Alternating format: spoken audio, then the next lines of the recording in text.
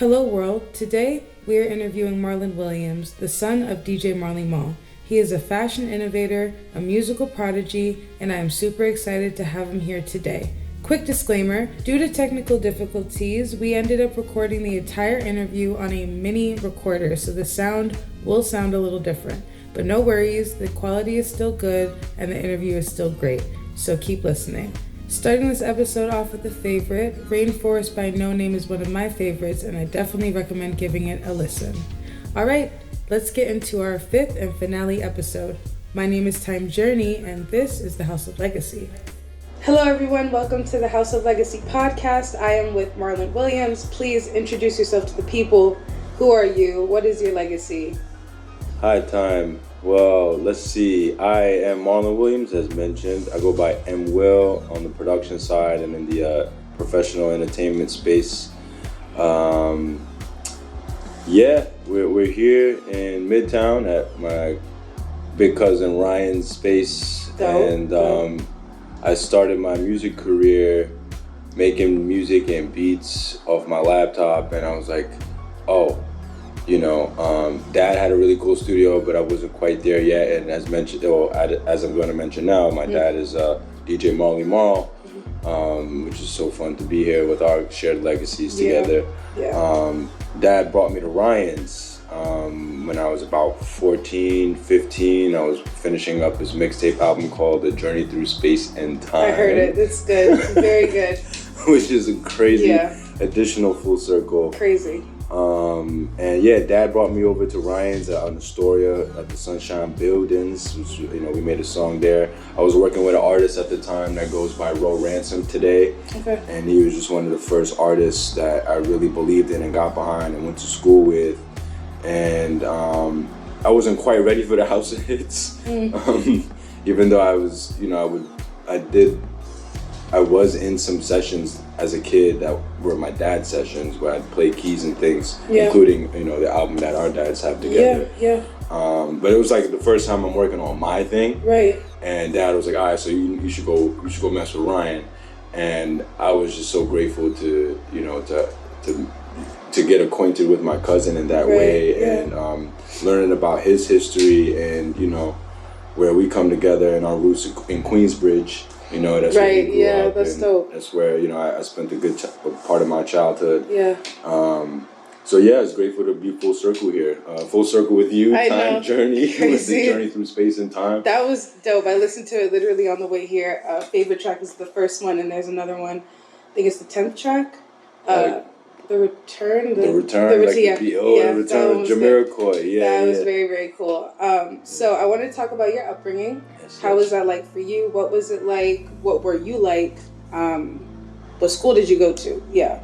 Oh, yeah. Okay, let's get into it. Well, my earliest memories, my folks were together when I was like really young. I spent a lot of time between my mom's pretty young, so she was still living with my grandma, which was in Flushing, Queens, and my grandma on my dad's side was in Queensbridge, and then Dad was upstate, at the House of Hits. So like those were basically like my trifecta. I was born in White Plains, which I don't even think was intentional. From what I hear, I was like a month early. My dad sped over the Tappan Zee Bridge, or now the Mario Cuomo Bridge.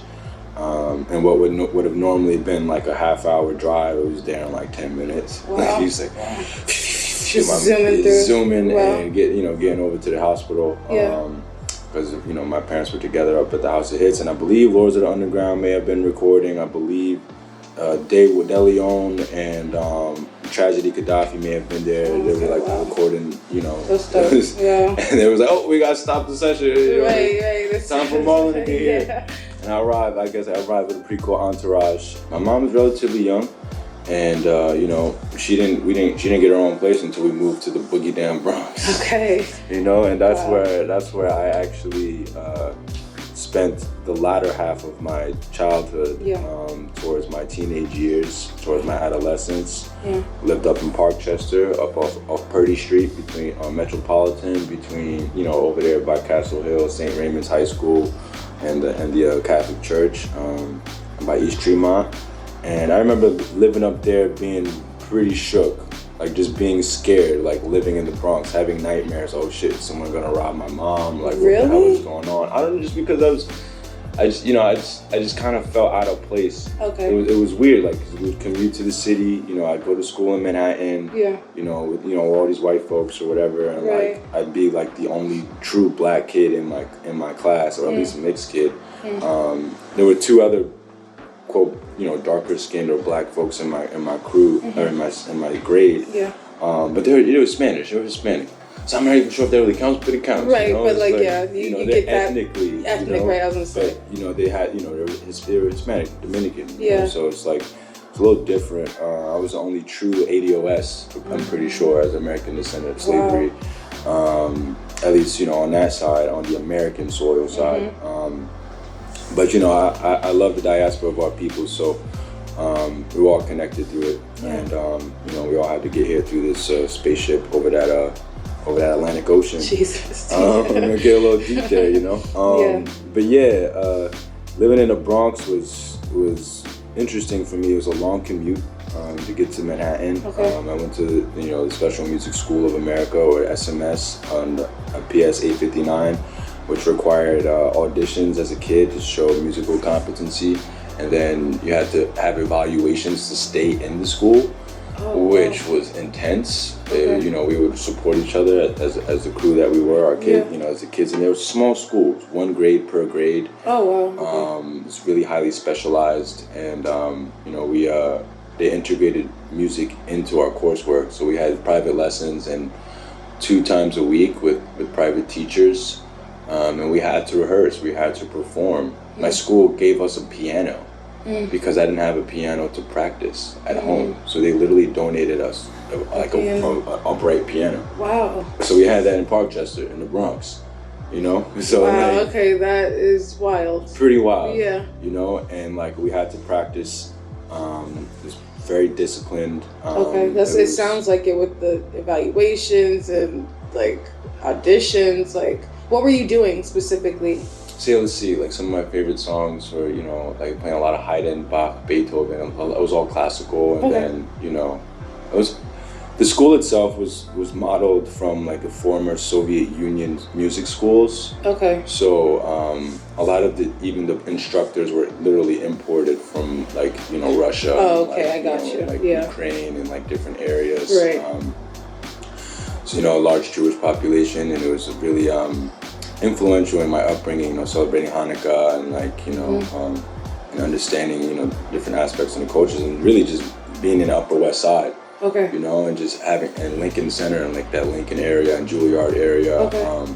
Huge influence in my life. Ironically, I didn't realize until later that Cold Chillin' Records was right around the corner. Really? Like, yeah, like on 97th Street in Broadway. From not 97th, 67th in Broadway. From your school? From my school, yeah. Oh, wow. So it was weird. That's crazy. That's wild. Weird, you know? I honestly, I kind of took the fun out of music for me. Jeez. Because it was just so much pressure to, you know, to stay validated or to feel validated. And, you know, I wasn't trying to be a professional pianist with my life, but around that time I found hip hop. Dope. Not gonna lie, I mean, obviously it was around me everywhere. I used to think my grandmother sang on the song Cream by Wu-Tang. I used to think that was her voice. Are you serious? You know, I used to be like that. Right, that's how you thought that was saying. I love that. Literally sound like I love her. that. It's like my dad's mom, you know? Okay. But I didn't really get the concept of what fame was, or what, you know, what was going on with hip hop culture. I was just in it. I was just around it. Did you know who your dad was? I have this vivid memory of my mom and like my dad, like my mom and like my mom's side of the family being excited and pointing at the radio and telling me, that's your dad. And I'm like, what? My dad's in the engine? Oh my gosh. Like, what are you talking about? Right, like, how does that radio even work? Like, what is radio? Right. You know, like, wow. It's like being 3 or like 4 years old. Okay. You know, there's like a funny picture of me holding a little baby radio, but I have no idea what that is. At that time, you were like, what is, right. You know, of course. And like by the time I started playing piano and like learning piano, and learning about the history of music, and then buying like my first album, which was by Outkast, you know, Andre 3000, Big Boy Presents Outkast. Nice. Was my first album I ever bought with my own money. because of the song "The Whole World." You know, it was my favorite song. Okay. And I was like, when I was really, that's when pop culture and hip hop like finally started to this hit. You know, it was just like it was no pop without hip hop, right? Gotcha. Yeah. And like I bought that album. I'm reading the inner liner notes, and they want to say we want to shout out to the pioneers of this thing of like Cool Herc, Marley Marl, and you know Bam. And I was just like, what the fuck? Like, are they talking about my dad? Right. You know, and like, how does I never got it. Like he was just dad to me. Of course. You know, and and it was more so as well like my personal relationship and seeing like my parents and just understanding the dynamic of my dad was like, you know, like I would see him maybe twice a month, every other weekend, or just maybe even more time would go by, or then it'll be like I'll be with him for a week, or it was just it wasn't very structured. I mean, you know, there was like no court mandated thing. Okay, it was got it. Pure love, like, you know. So like, I knew my dad as being my father, of course, and like we would bond over making music, and like I would be fascinated by the studio, but I really wasn't allowed in there, you know. Oh, really? The studio, you know? There were so many times I wanted to go to the studio with my parents, and it was like, no, you can't go because. Like what? I remember, because they recorded me singing like Space Jam tunes. I was 3 years old. Yeah. Like just because I was just cute and adorable, but it was like. Of course. And I would have memories of that like as a kid, and be like, not knowing the difference between rapping and singing, and be like, Dad, can I sing in the studio? And he'd be like, no. No. It was like, that was only cute when you were 3. You're like 7 now, or 6. Right. And then there was this one weekend where one of my half brothers was making a mixtape, right? Like he was just doing like his favorite songs and making a mixtape. And then they had me pressing the buttons to like go from this song to the next song. Like, okay, once this song is over, you press these 2 buttons, so then it'll literally cut the song so you get like a track on the CD. Yeah.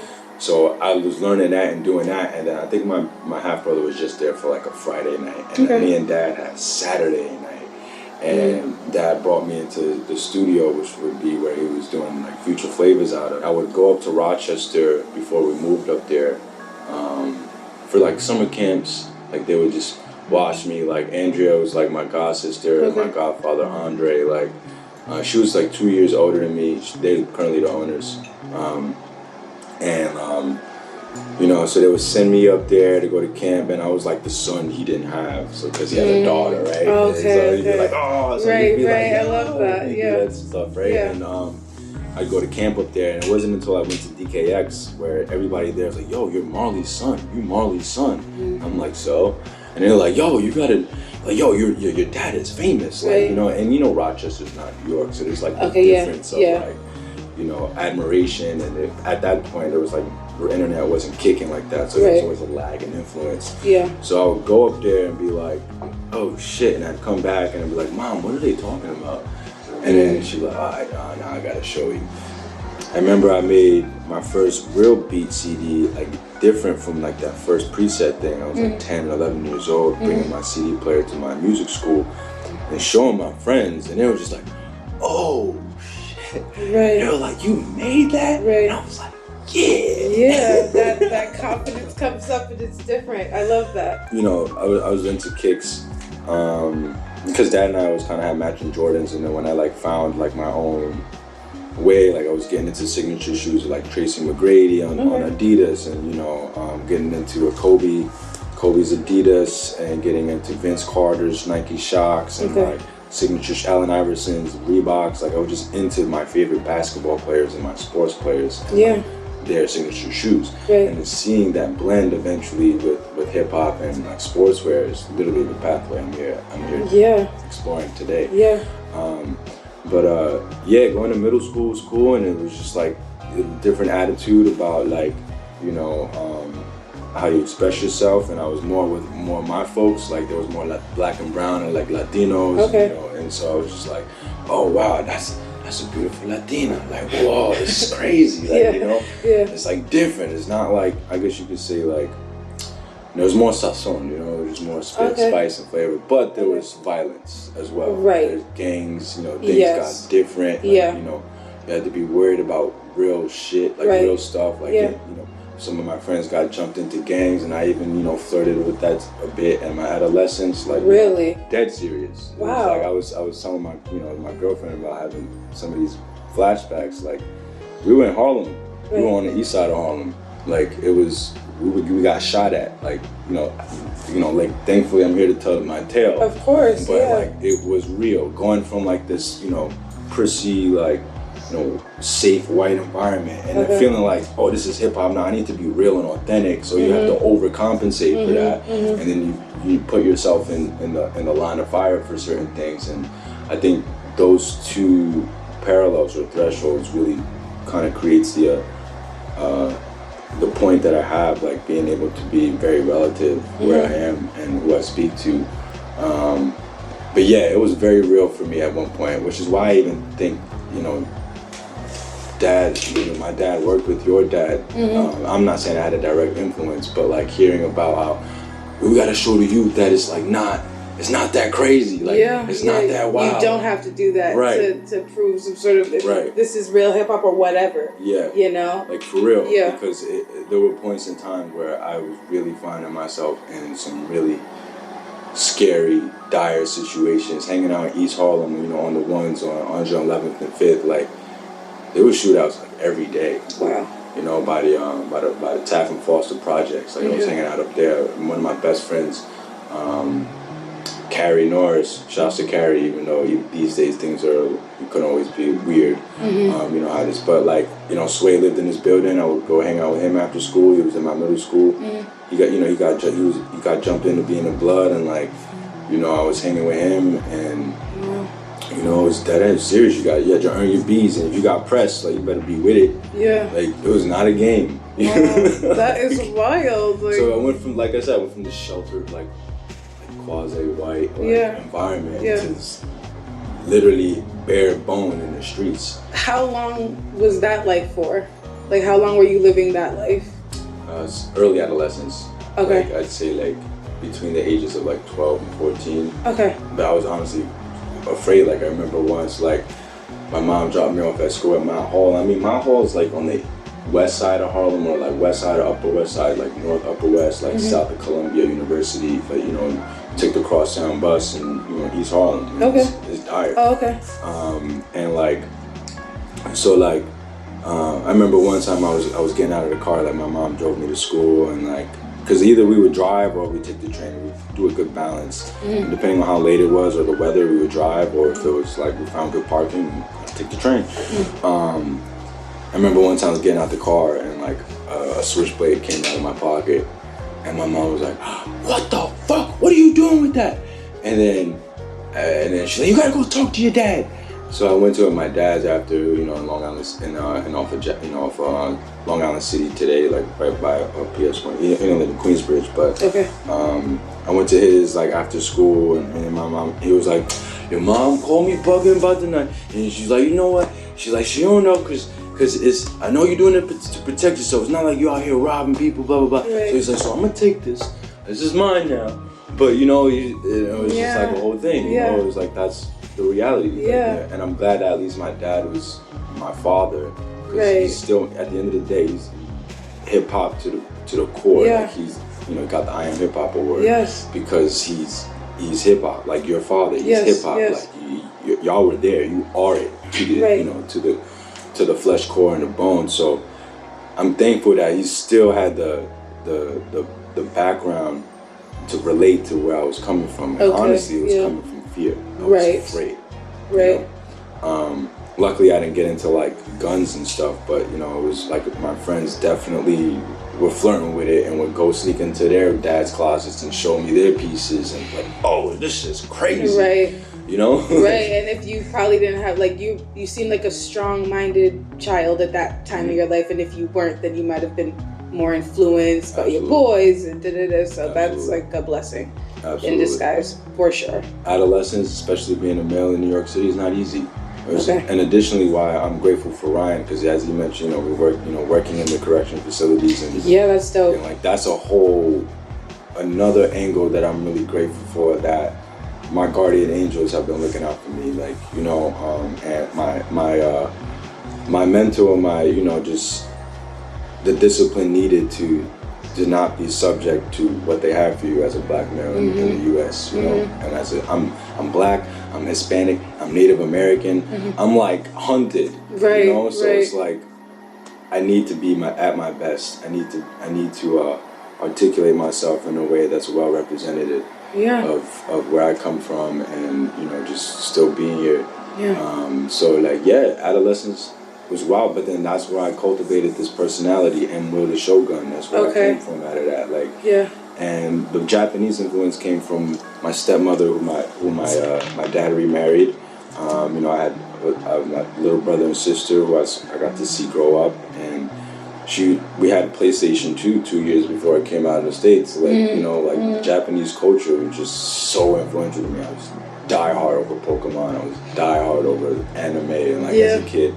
We were in my global class, and this girl Michelle and Camila were making fun of me because once we started talking about Asian history and the Shoguns, you know, and me loving Wu-Tang, and I'd be like, oh my God, we're learning about the Shogun. I would be like this, just like loving the history and like loving global. And they'd be like, look at you, you love this shit, you fucking Shogun. And I'd be like, damn right, call me that, call me that. Right. Yes. Yeah. And I embraced it, and I just took Shogun as like a part of your personality or persona. Absolutely. I mean, my tag name, and that's what I write. Like, dope. You know, so if you see that, what's up out there in the street? And MWill, of course, is just my name cut short, and I love when people call me Will as well, because you know, my last name is Williams. My grandfather's name was William Williams. Okay.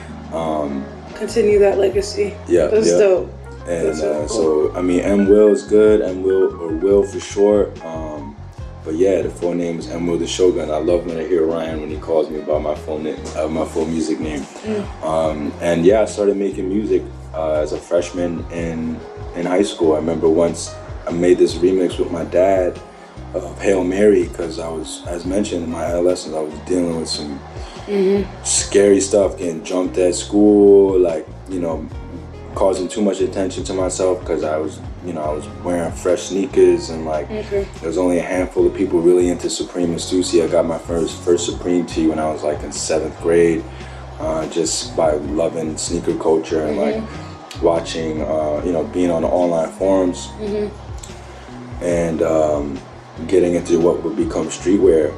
And they used to call me Stussy in high school because they've never heard of Stussy before until they saw me wearing it. So these kids would be like, "Oh, what's up, Stussy? What's good, Stussy?" I'd be like, "What up?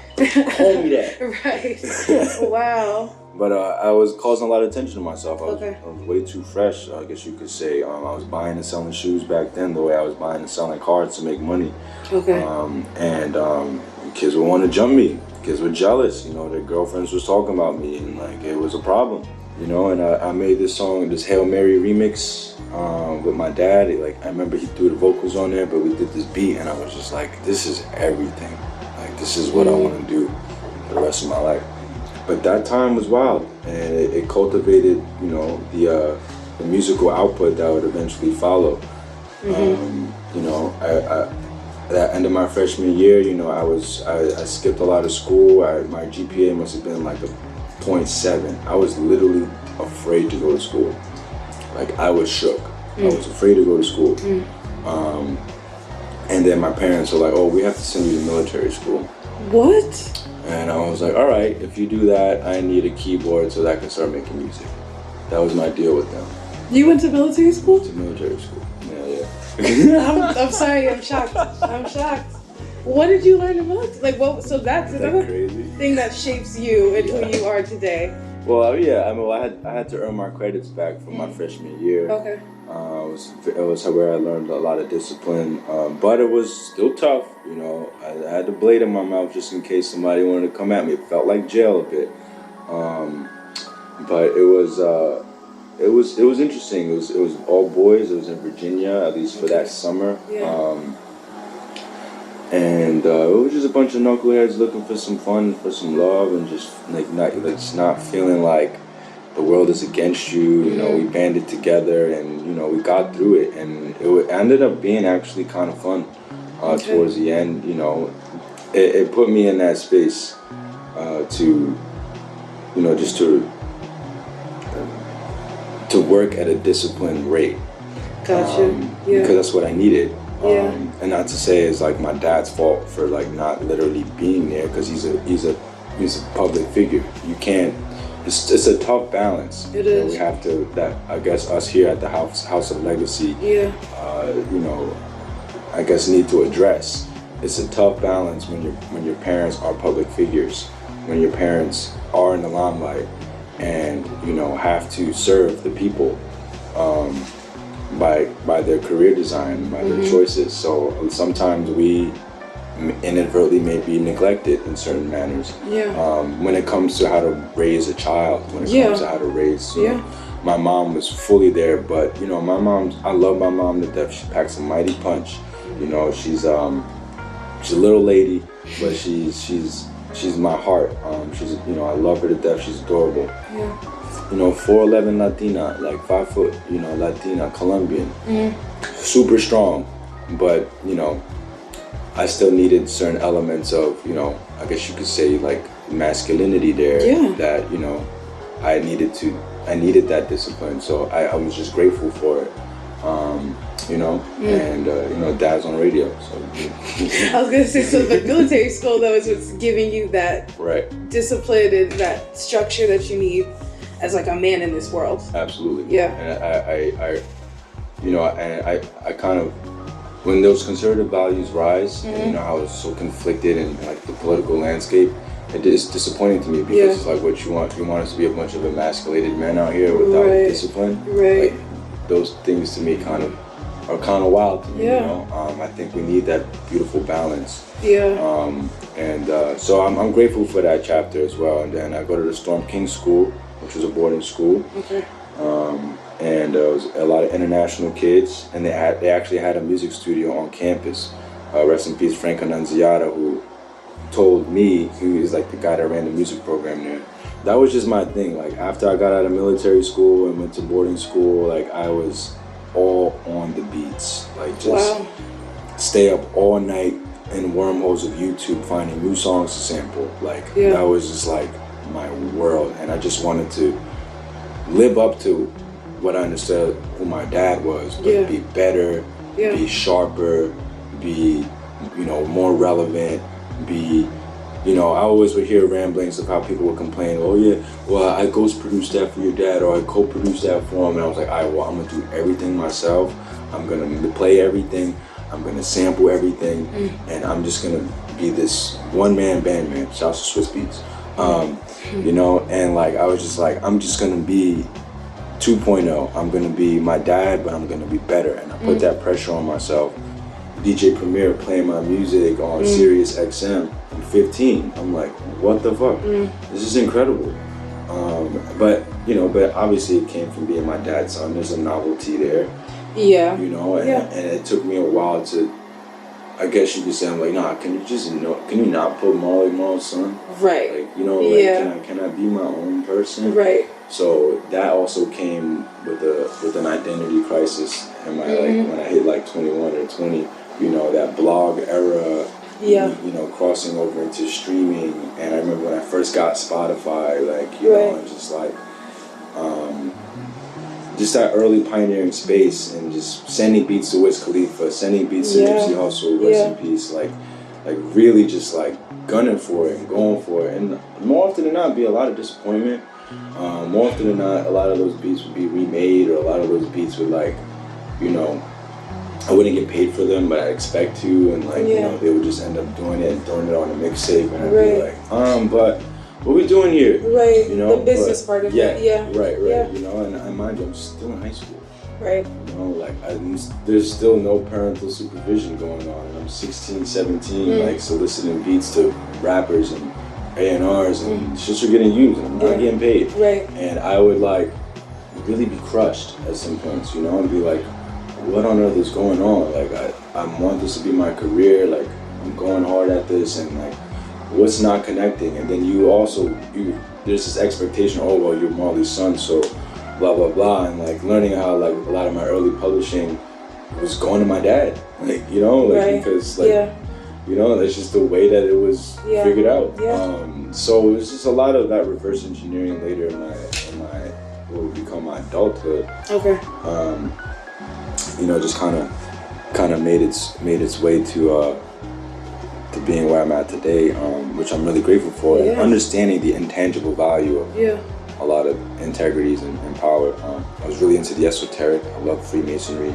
I love like symbols and signs and all of that good stuff, and like just mysticism, and that's just a big part of where I draw my influence from. Yeah, I wanted to talk to you about, because you brought up Supreme, and I see you have like Supreme, Burton, sneaker head. You're totally into fashion and streetwear. Yes. So where does that play in your life today, whether career-wise or just like passion? Absolutely. Yeah. And I'm glad I brought up Sycamore as well, because the whole, Travis Scott was somebody that we were close to creatively at that time.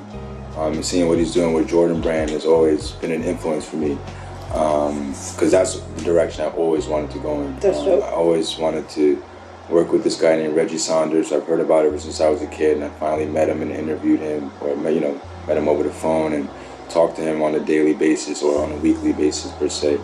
But my goal is to really refine that entertainment music space, because when I first worked with Nike, it was just like everything is all about the athlete. We serve the athlete, we serve the athlete, we serve the athlete. And I'm just like, who's an athlete? Performers, people that are on stage. Yeah. And I love that, when Kanye was going through what he was going through with the brand, he was like, I go one on none. He's like, I'm an athlete. And I love, I want to remind the world that what it takes to be a performer. Yeah. And you should have a nice presentation, but functionality. It's about functionality as well. My dad got me my first skateboard when I was 5. It was a Hot Wheels skateboard. I never really learned how to skate until I was like 11 or 12. I was in 7th grade when I first jumped on my friend's skateboard, and I just completely fell in love with it. And then we would start skating up and down, Upper West Side, Riverside, going up and down from downtown to uptown. And Supreme, the first Supreme tee I ever got was Public Enemy tee. Said the government's responsible, and had the Public Enemy logo on the back and the Supreme right under it. And I was just like, this shit is everything. Wow. Like, it's a skateboard brand. It's about hip hop, and it wasn't even about hip hop per se then. It was just like a cool white boy brand that knew some lit hip hop shit. And shouts to my man Alex, who was, is my man Alex Corcoran, who was their first store manager. And he was a brother from Washington Heights, Dominican. So like, I knew that there was something real there that like literally spoke to me.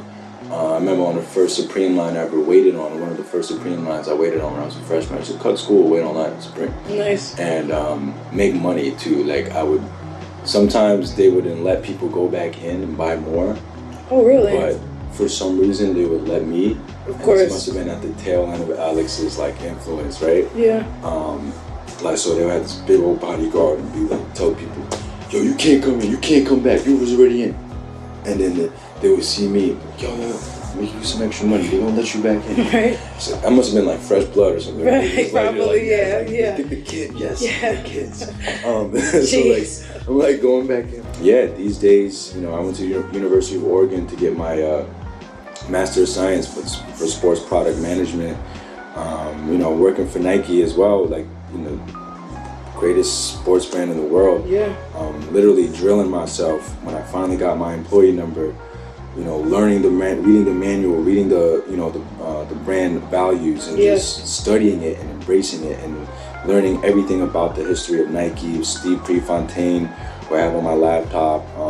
Learning Phil Knight's journey with Bill Bowerman, and just seeing that back of the truck attitude, that hustle that that created this brand, and then seeing Supreme in real time being that modern day version, and then seeing when those two brands came together, it was just the biggest shit in the world, and like I remember seeing Supreme Blazers still sitting on the shelf, and I regret not buying them because now they go for like $2,000, like brand new, and just like being fascinated by this, what we've learned as controlled scarcity and like, limited quantities and like, so like that's just, and creating maximum demand with limited scarcity, and like what that does to creating the resale value, perceived value of something. It was just something that completely, wrapped me up.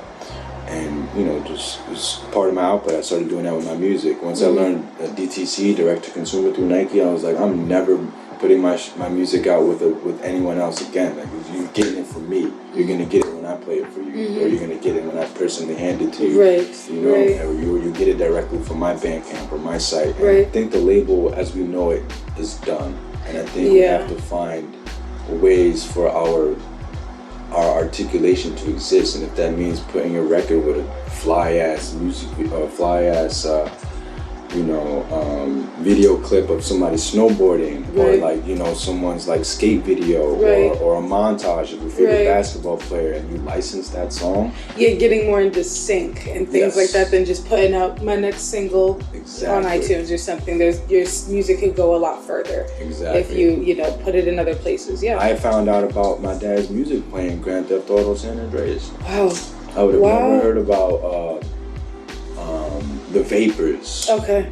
And hearing like Road to the Riches while I'm like, stealing a cop car, running away from like Compton and San Andreas and doing little gang missions. Yeah. Like it was it's just like it gives the music so much more of an additional context, and we have to continue to sync and find our music so that the youth can find it in new dimensions and multi-dimensions, because it's not just going to live on whatever medium we first put it out in. So before we leave and close out the interview, I want to ask you 3 more questions.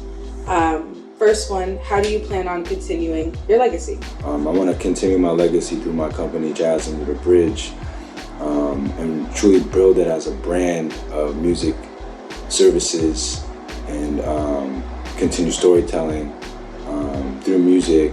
Shout out to my man Mike's Hot Honey. I designed a shoe with him, and we got more stuff up the pipeline. And working with a lot of local businesses. I love Williamsburg. I love Greenpoint. I love Long Island City. I love the coast of that specific pocket, like right before Brooklyn, like curves and does all that weird Navy Yard stuff, and like right where Astoria is, and going up towards the Bronx, and like that whole crevice of the coast is like, I love looking at the city versus being in it, right? And I want to really identify and flag for that culture for all things going forward. Where do you see yourself in 1 year from now? By next year, definitely music supervision. Hopefully a music director for one of these illustrious brands, or at least aiming towards that. That's dope. I'm trying to create a role for myself at Nike, which I've been, discussing and parlaying and flirting with them for quite some time over that. Yeah. I wouldn't mind going back to Portland and figuring out what that role looks like, and continuing my relationships in Beaverton and with a lot of my, my network that I have now as a Duck, as an alumni of the University of Oregon. I want to continue to volunteer my time towards developing artists, developing multidisciplinary artists, developing rappers, singers, producers, visual artists, painters. I work a lot with street artists. I work a lot with street artists, painters, graph artists, and just finding that happy medium to create opportunity for expression. Right. But yeah, I think music direction, hopefully by next year, or at least I'll be under music. I'll do my time as being under a music director, but no, music direction is it for me for a sportswear brand, or for many sportswear brands, or through an agency that could be Jazz Under the Bridge. Just employing people, continuing to employ people, and continuing to foster our culture. But that's a year from now. What advice can you give the next celebrity kid possibly listening now? Oh, great. Yeah. But I'd say, find balance in identity, and never be afraid to be yourself, as cliche as it sounds. Respect the differences that we have with our parents, and also respect the similarities that we do share. Because as much as we are part of them, we are different. Yes. And hopefully bring something to the table that makes them proud. don't abuse it. Yeah, that's what I'd say. And I want to give a shout out to TJ Mizell, my big bro. I want to give a shout out to CJ Wallace.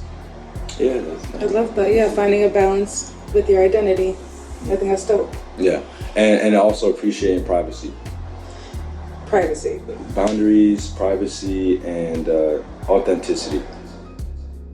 Thank you so much for doing this interview. I really appreciate it, guys. Make sure to like, subscribe, and support your local small-owned business. And thank you, MWill. Absolutely. Thank you, Tom, for having me.